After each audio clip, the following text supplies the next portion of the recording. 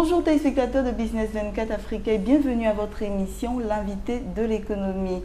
Aujourd'hui sur ce plateau, nous avons le professeur Mathieu Carinzo. Il est professeur d'entrepreneuriat à l'ISE Business School de Barcelone. Il intervient aussi à M2 Business School et c'est avec lui que nous allons parler d'entrepreneuriat. Voilà, bonjour professeur et bienvenue sur notre plateau. Bonjour Marie-Josée. Voilà, vous êtes professeur d'entrepreneuriat. Est-ce qu'on peut avoir avec vous une définition de l'entrepreneuriat? C'est quoi l'entrepreneuriat? L'entrepreneuriat, c'est le développement de nouveaux projets et de nouvelles opportunités qui apportent de la valeur aux clients, à l'utilisateur final en particulier et en général à la société. Voilà, partons de votre réponse, qu'est-ce qu'un entrepreneur?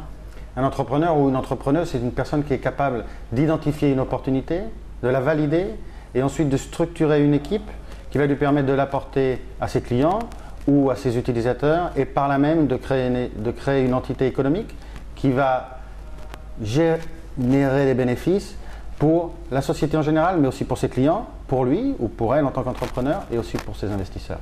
D'accord, aujourd'hui, comment peut-on mesurer la portée de l'entrepreneuriat dans le monde? L'entrepreneuriat aujourd'hui dans le monde, c'est probablement la force qui change le plus notre monde économique. La création d'entreprises et la croissance de ces entreprises sont très importantes, tout simplement parce que ce sont ces entreprises qui créent de l'emploi. Pas juste de la valeur, aussi de l'emploi. Et on sait qu'aujourd'hui, c'est probablement le plus grand des défis. D'accord. Est-ce qu'il est forcément obligatoire d'avoir un modèle en entrepreneuriat? Je veux parler de l'importance du modèle en entrepreneuriat. Je pense qu'il est important que les jeunes entrepreneurs et les moins jeunes entrepreneurs puissent avoir dans chaque environnement et dans chaque société des modèles à suivre. Il faut que les modèles d'entrepreneuriat prennent une place plus importante dans notre société.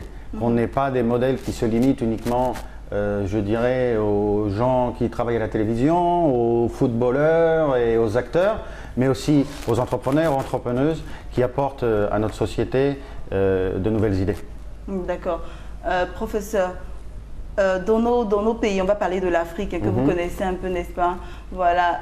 Qu'est-ce que les dirigeants des différents pays africains doivent faire concernant l'entrepreneuriat, par rapport à l'entrepreneuriat?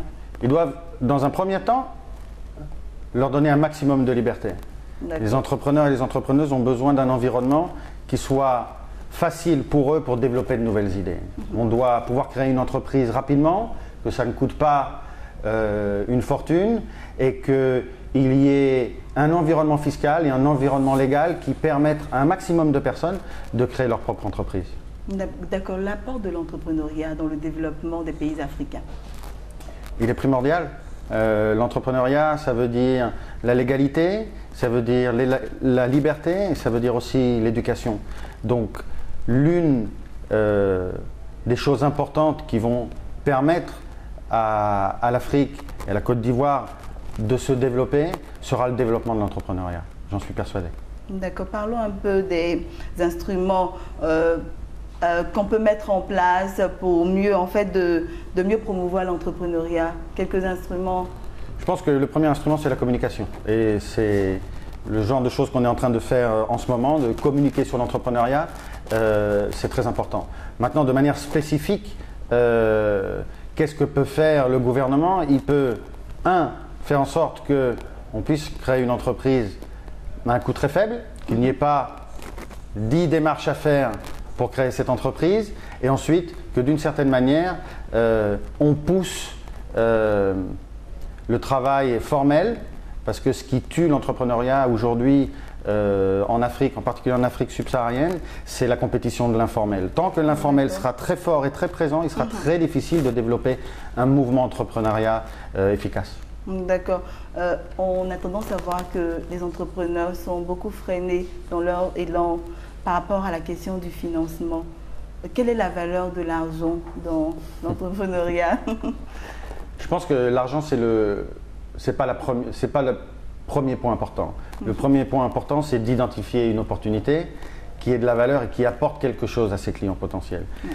Ensuite, effectivement, il faut développer l'écosystème d'investissement et que de plus en plus de membres de la société civile aussi participent au développement de l'entrepreneuriat.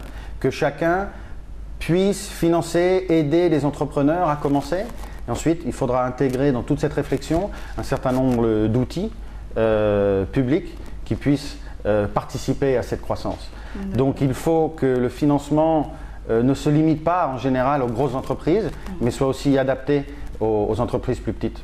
D'accord. Est-ce que le financement peut empêcher la réussite ou le succès? Le manque de financement. Oui, le manque de financement, peut empêcher la réussite, bien sûr, bien sûr. Et c'est d'ailleurs pour cette raison-là qu'il est difficile de commencer une entreprise aujourd'hui en Afrique, parce qu'il existe des financements pour des grosses opérations d'infrastructure, pour des grands projets, mais quand on descend plus bas dans la chaîne de valeur ou dans la pyramide, on se rend compte qu'il y a plus de difficultés. Donc il faut créer cet environnement, et c'est par l'accord entre la société civile, les entreprises privées et aussi la force publique qu'on y arrivera. D'accord, donc le tout n'est pas d'avoir l'idée, il faut forcément avoir les moyens aussi, parce que le manque d'argent peut favoriser… L'idée, ça ne suffit pas. Ça suffit pas. Il faut la structurer en opportunité et ensuite agencer cette opportunité avec une apportation de valeur au client et un financement minimum. D'accord. Mis à part le financement, mis à part l'argent, que faut-il à un entrepreneur pour réussir? Il lui faut 3 choses. Une motivation, parce que entreprendre, ça veut dire travailler très dur, gagner peu d'argent au début, et que cette situation de travailler beaucoup et de gagner peu va durer un certain temps. Donc il faut une motivation très forte, il faut une expérience professionnelle assez développée, c'est-à-dire que ça a probablement plus de sens de créer une entreprise, pas juste en sortant de l'université ou juste après avoir étudié, mais apprendre à travailler, développer des compétences et ensuite lancer un projet dans ce secteur-là. Et si on est motivé et qu'on a l'expérience, si en plus on peut avoir une formation la plus développée possible, qui permet de développer des contacts, de développer la connaissance de différentes langues, probablement on se donnera plus de chances de réussir. D'accord, professeur Mathieu Carinzo, si on vous donne un temps pour pouvoir donner un conseil aux entrepreneurs ou aux futurs entrepreneurs, ce serait lequel? Je pense que le conseil numéro 1, il est de prendre les difficultés et les éventuels échecs dans le processus de création d'une entreprise comme un apprentissage. Peut-être vous n'y arriverez pas au premier coup, peut-être même pas au deuxième, mais c'est la persévérance qui vous permettra de réussir.